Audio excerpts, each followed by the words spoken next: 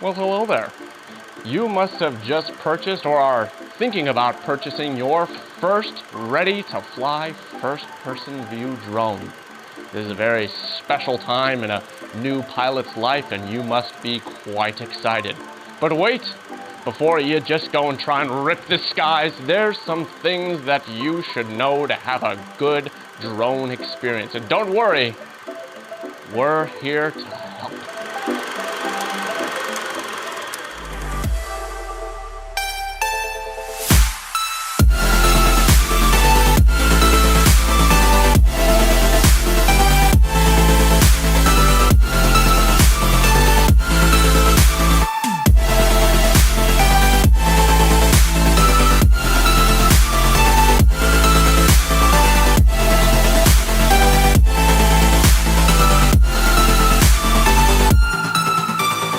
Hey guys, welcome to Rotor-Rat. I'm Ladrid. And I'm Vortex. Getting into drones is difficult. Usually you had to build them yourselves, learn how to solder, PID tune. You're watching endless YouTube videos just to find that one little question you have. Bardwell's got like literally thousands of videos and you don't know where to start. So at Rotor-Rat, we're trying to make this easier by offering ready to fly. Yeah. So you can just pull them out of the box and fly them. We've got the HD1, we've got the Cinewhoop, we've got the Skyliner. So a couple different options and more are coming. So when we say it's a ready to fly package, it's genuinely totally ready to fly. You put the props on it, you hit the arm switch, you're going. But we want to make sure you guys have the best experience possible. You're not making mistakes. So we want to go through the basics of what you do need to do to get it up in the air. Yeah, we've made it as simple as possible, but you still might have questions.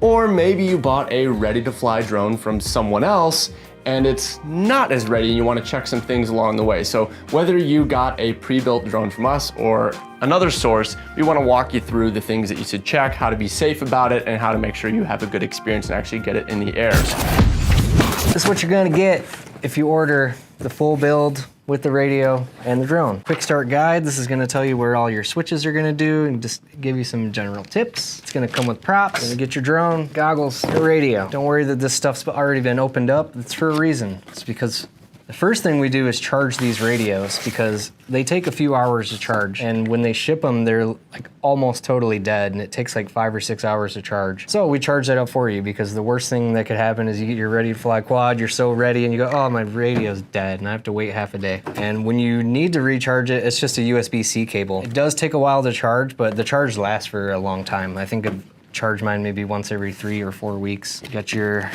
goggles. You're gonna have to put your head strap on this. That's gonna be located in here, which is also gonna have your power cable. The goggles do not have a built-in battery. You're gonna use, I think, anything from a 2 to a 4 cell to charge those. And what I typically do is I just use the same batteries that I'm gonna use for my drone. Although I'm not usually a fan of having the cable hanging down, it's worth it to not worry about extra batteries and make it last a good long time. We'll put this strap on. I know it kind of looks like a jock strap, it's not. This is actually the head strap. To tell the way that it's supposed to go, there's actually a little DJI logo on there. So you want that facing up. And that part is gonna be the strap that goes over the top of your head. Throw that in that middle one. These on the sides. If you've ever flown any kind of DJI radio before, you'll probably already know the little sequence to turn it on. If not, I'm about to show you. So it's a short tap and then a hold. That's how you turn it on. If you just push the button, it's not gonna come on. Short tap, then a hold. Lights kind of sequentially go on and then you're on. It's gonna beep like this, letting you know that you haven't dropped the throttle. It's like a little safety feature. So if you just bring that down, beeping will stop. You can stop annoying people. You're gonna need your separate battery to turn on the goggles. Plug this guy in like so. These plug in right over here. We got goggles. Also, in your excitement, don't forget, put your antennas on the goggles because you can fly without them, it'll work, but you're just not gonna get the range you're supposed to get.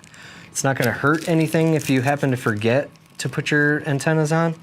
That's always on the transmitting side. Anything on the drone side, you always have to have your antennas on. So these just thread right in, nice and simple. There's gonna be 4 of them. Now you can plug in your drone. Now what we should see is this red light here should go to green once it picks up the signal, boom. So we're bound. That's telling you that you have connection. So you can check that by flicking some switches. There's your beeper switch. We're gonna go into that more in a second. I can check the goggles to see that I have video. I do have video, and it's already been set up on channel 1. So when you buy it from us, everything's gonna be set up, ready to go. You can literally just flick the switch and it's going. But let's say you built your own, or you got something from somewhere else, or for some reason it's not bound. It's really easy to bind. So all you're gonna do, there's a little button on the side of the air unit right here, just over from where the LED is. All you do is push it in, and you don't wanna push it too hard. I have had a customer break that button off by mashing on it too hard. It doesn't take much pressure at all, you just push it. The LED is gonna change colors. Now you come over to the goggles, and there's another matching button that looks just like it right here on the goggles. Push that, you're gonna listen for the beep. Boom, now that's set up. Now to get the controller bound, you're gonna go back to the drone, hit the button again, same as before. Now there's an interesting little sequence of buttons here. 3 buttons you're gonna press at the same time to get this into bind mode. The first one is this record button right here, which is also used to stop and start your recording. You're gonna use this front button on the right, and then the scroll wheel up here actually can also be pressed in. So you're gonna press that, and that at the same time. Let that beep, boom. So you got your drone, everything is bound up. What do you do next? You plug it in your computer and you flash it, right? No, don't do that. That's probably been the biggest thing that we've gotten from support, right? When people call us usually with if someone problems. has an issue and they're like, well, I flashed it and now this or that, you don't need to flash it. We've already done a lot of testing and figured out what's the optimal firmware to have it on, what's the best tune. At first I was very confused as to why people were doing this, but it actually makes a little bit of sense because a lot of other things that you buy, like video game consoles, computers, your iPhone, whatever. Yeah, it's kind of common. The first time you plug it in, it's like, oh, you need to update your firmware, Yeah. you need to update the software, you need to update this, update that, you have to update your couch before you can sit on it. Everything is updated now. And the same is true with drones. There probably is new software, firmware out there. The real problem is with the drones, when you upgrade the firmware, it wipes all of your settings. So unlike upgrading your smart TV, the drone gets completely wiped. So what we send you is totally flyable. In fact, sometimes we will even send the drones with an older version of the firmware because there might be bugs on newer releases. So if this is your first drone experience and the first thing you do is plug it into a USB, flash it,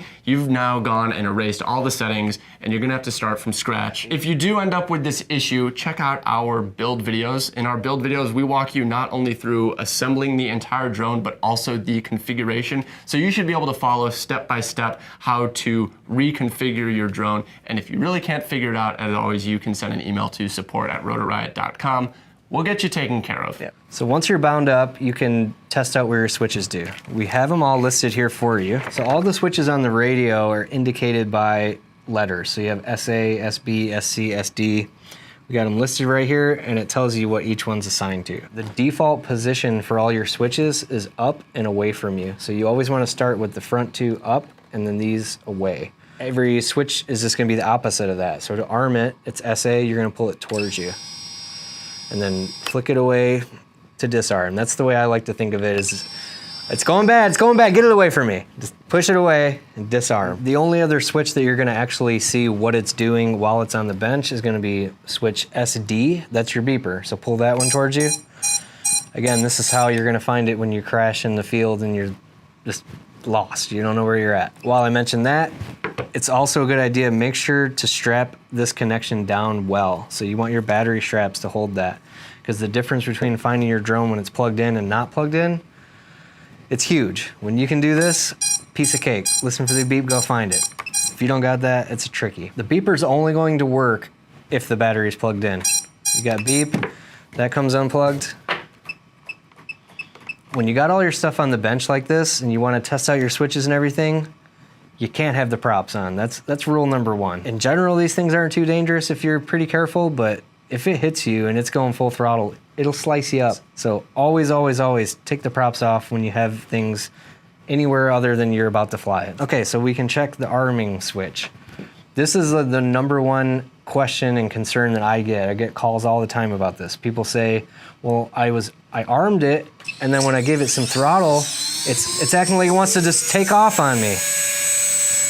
On the bench, that's completely normal for that to do that. It's just because of the way that the gyro is meant to work, is it's supposed to be suspended in the air. When it's sitting on the ground, it's just building up this error. So long story short, don't be concerned about that. It's not going to run away in the sky when you put props on it. If for whatever reason something crazy does happen and you're just gaining altitude and you're not giving it any throttle, just disarm. Just let it fall. It's always better once you've gotten past the point that you don't have control anymore to just let it fall out of the sky than to try to bring it back, because sometimes it's just gonna end up getting further away from you.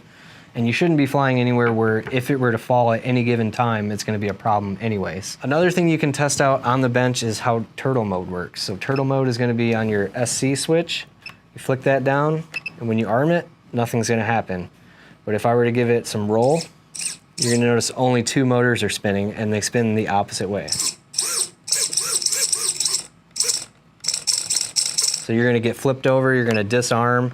Now, don't forget to get back out of turtle mode. I've done this before where I crash and then I go to arm and I can't go anywhere. It's because you're still in turtle mode. So now you gotta flick out of turtle mode.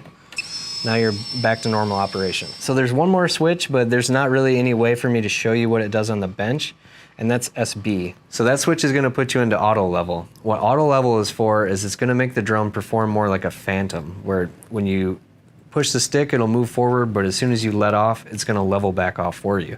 It's not gonna be as stable because there's no GPS, but it can really help for when you're not used to the sticks yet to just be able to let off and it's gonna flatten out for you. But we don't really recommend to stay there too long because in the end, you're gonna be able to fly a lot better when you have full control over the drone. There's only one last thing to do before we take this thing for a test flight. You gotta put your props on. So hopefully, along with your purchase, you have bought a prop tool or you have a tool. It's just an 8mm nut driver. You might have something in the garage. If not, just pick one up from the store. You wanna make sure these are nice and snug though. If they come loose on you, it's gonna get bad. How do you know which way they go? Well, the first thing to make sure is that you have it right side up. I've seen people put their props on upside down, so don't be ashamed if you did it because it happens. Just about every prop that I've ever seen, it has what model of prop it is molded right onto it. And that's always gonna be on the top side. The other way you can kind of tell is pretty much every prop, every blade of every prop, it's got a little bit of curve to it.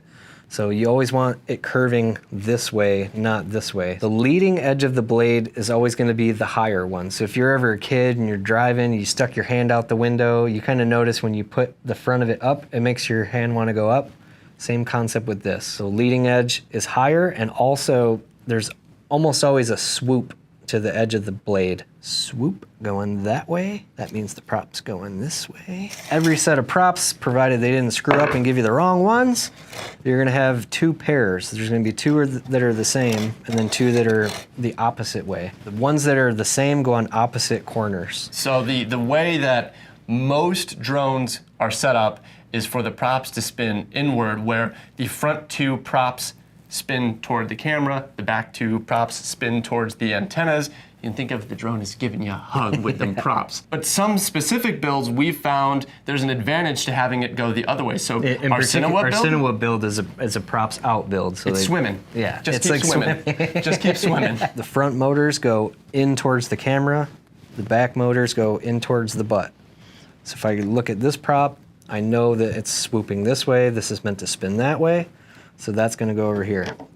Leading edge of the blade is higher and the profile of the blade sweeps back.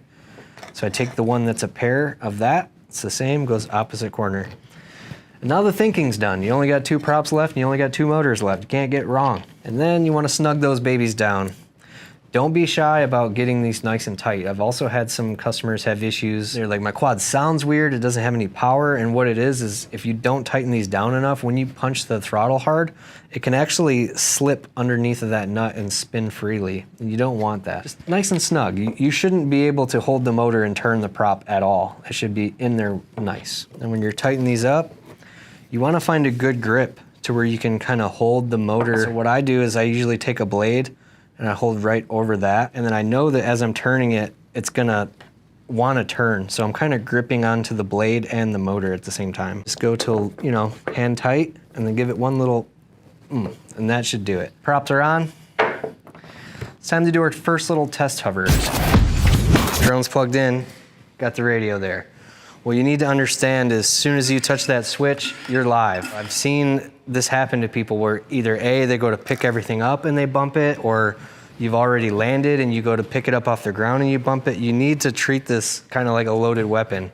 It's ready to go at any time. So just remember, I'll press the opposite way to like keep it disarmed. I'll like keep pressure on that switch as I'm walking around. You want to really make sure you don't hit that switch. We definitely recommend doing this test hover line of sight. That means you're not actually in the goggles yet. I know you want to get flying FPV. You're excited. Don't go full throttle yet. In fact, don't go any throttle yet. Right. What the I first like thing, to do, make sure your directions are going the right way, right? and they should, because we've set it up, but maybe you got it from somewhere else, and maybe you should just be careful. It's just good practice, and it's also a safe way to test that you put the props on right. That too. On the right stick, you're gonna gently push forward, and even without raising throttle, that should lift the tail of the drone up. And then you're gonna let go of the stick back to center, and it'll come back to the ground, and then you can do that for every direction.